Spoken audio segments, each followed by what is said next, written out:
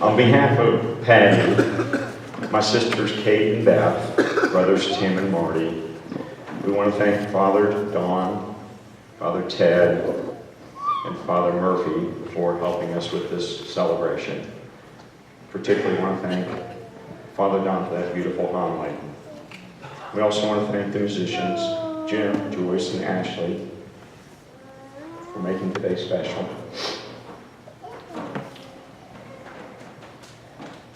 The family sat down and put together some brief reflections on Dad, his life, and the values he embraced every day, and I wanted to share some of those now.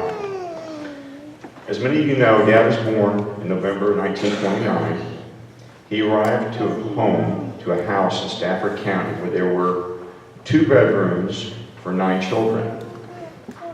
There were 5 boys, Paul, Ori, Russell, Bob, and Dad, and there were 4 girls, Louise, Sylvia, June, and Gloria.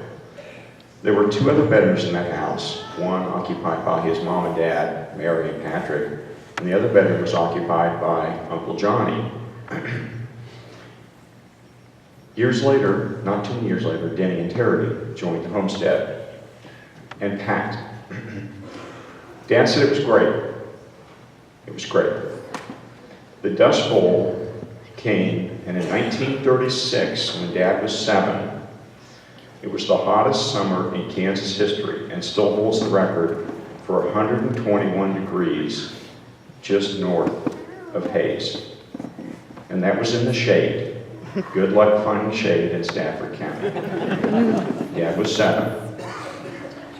4 years later, in 1940, when Dad was 11, his mother Mary died of ovarian cancer. We managed, Dad said. One thing that was very clear, Dad didn't like farming. Great Bend High School had a career day, and he heard from a local attorney, a man named Wayne Lamoureux, speak about being an attorney. That brief introduction was all Dad needed. On that day, he decided, I'm going to law school. Somewhere we owe Wayne a huge debt of gratitude. The dad wasn't a farmer. He chose KU because that's where Brother Bob was going. Dad's mode of transportation to KU was hitchhiking. As some of you heard last night, Dad graduated 10th in a class of 60. At KU, he met Ramona Jean Gearing on a blind date. She was a piano major. When Dad and Mom got married, Mom's parents, Jacob and Olga Gearing, didn't come to the wedding. She was Mennonite. Dad was Catholic. They also couldn't get married in the church, so they got married in the vestibule because they weren't both Catholic. We managed, Dad said. In the years that followed, Mom and then Dad were skilled at navigating the intersection of 2 different cultures. The Gearings were not like the Keenans. They didn't smoke, drink, or gamble. Ramona was their only daughter. As time went on, Mom and Dad and Jake and Olga got along great, and they had many trips together and many great times together.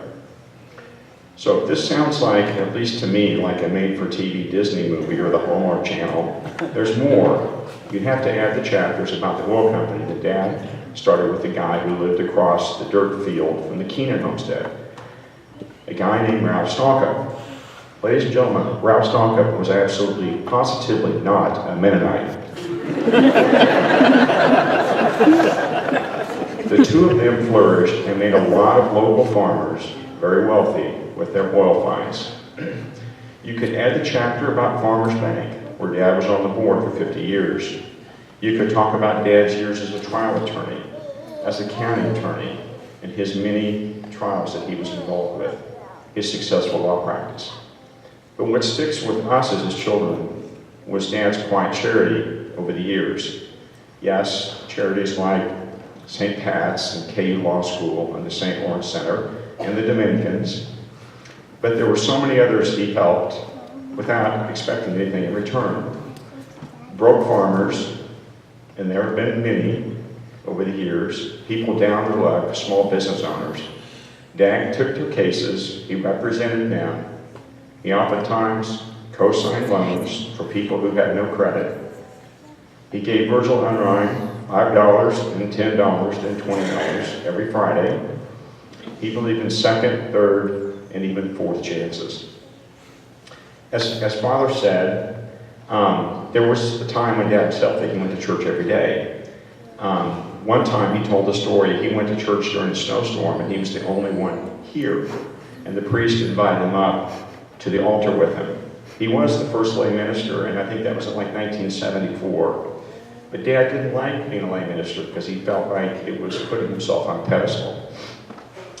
In the last couple of weeks, I found a letter in the basement to the office of the registrar, Conception Abbey, dated February 6, 1950. That time, Dad would have been 20. That could only be considered an application to priesthood. In all my years, I've never heard Dad swear. Dad had so many lasting, loyal friendships. From the Bridge Club, they started with the Holts, the Neateries, the Murphys, the Shartses, Pat Keenans, and yes, Patty and Bud Dagner. He had great friends at the VFW. He had wonderful friendships in the Kansas bar. He had friends in the oil patch. He had wonderful friends at the convent. He bought 1,000 cars from the Marmee brothers. He loved the Irish priests, Father Ty, Father Murphy, Father Kinney. Who else am I missing? McGovern. Father McGovern.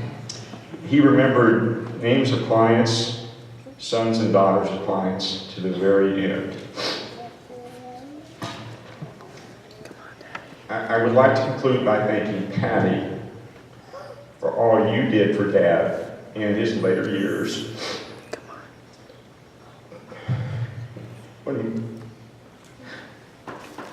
When Mom died 16 years ago, Dad was in a terrible state. And you lifted him up and you gave him joy. You gave him a new life. And for all that, we owe you such a debt of gratitude.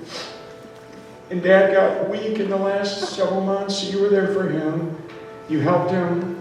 You cared for him. You got him dressed. You helped him go to the VFW on Mondays and Thursdays.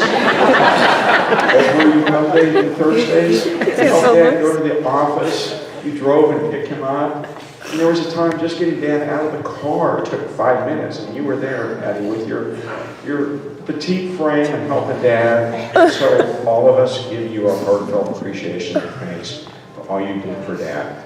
It is true, like you said, Father, in Dad's last week, he said, my bags are packed and I'm ready to go.